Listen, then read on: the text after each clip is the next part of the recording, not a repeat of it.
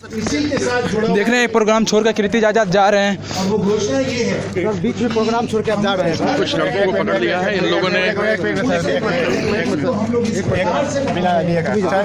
क्या हुआ आखिर, क्यों अपमानित नहीं, किया गया? अब मुझे मालूम नहीं क्यों अपमानित किया गया है। यह केंद्र सरकार का कार्यक्रम था। राज्य सरकार के सारे लोग यहाँ बैठे हुए हैं जिनका कोई भी किसी प्रकार का योगदान नहीं है, 1 इंच तक जमीन नहीं दी है।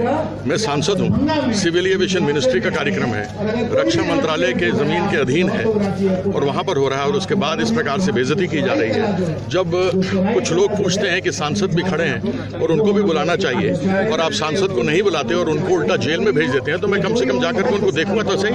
अगर वह लोग हैं जो कार्यकर्ता हैं, आप उनको ऐसे लोगों को आप जेल भेज देंगे, ये किस प्रकार का प्रशासन है?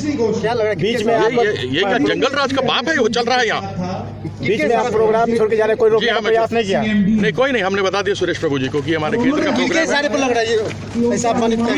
देखिए, ये तो ऐसा ही है, ये लोग बहुत प्रयास करते हैं, लेकिन सोना जितना तपता है कुंदन होकर निकलता है, आजाद तो कुंदन होकर निकलेगा। साजिश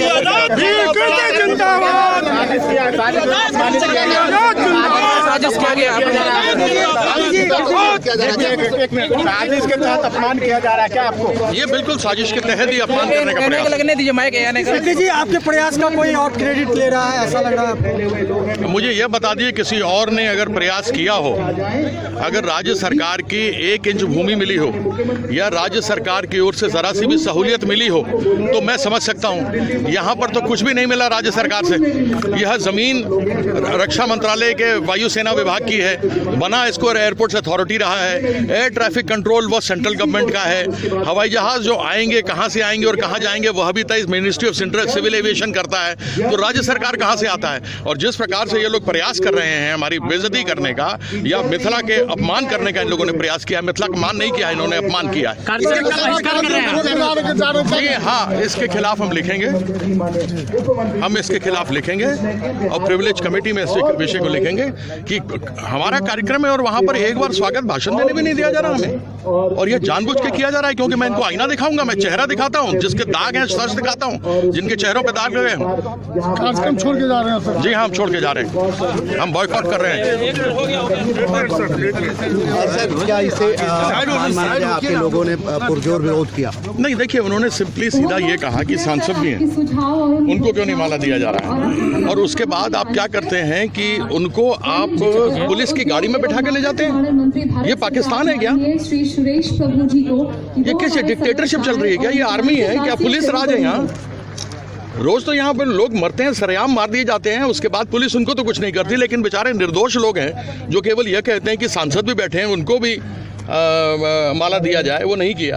केंद्र सरकार का ये कार्यक्रम है, एक रत्ती भर 1% इसमें बिहार सरकार का कोई योगदान नहीं है, जमीन तक नहीं दिया, किसी ने कुछ नहीं दिया। तो मंच पे तो आपके केंद्रीय मंत्री भी थे, आप बैठे थे, हम कह के आए उनको, हम कह के आए। हंगामा किया गया क्या? प्रशासन का कहना है कि आपके इशारे पर किया गया है, आप लाइव हैं।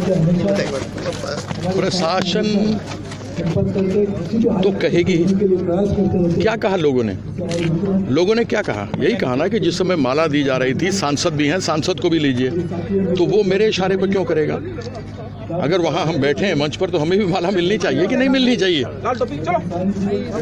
इसमें खराबी क्या है?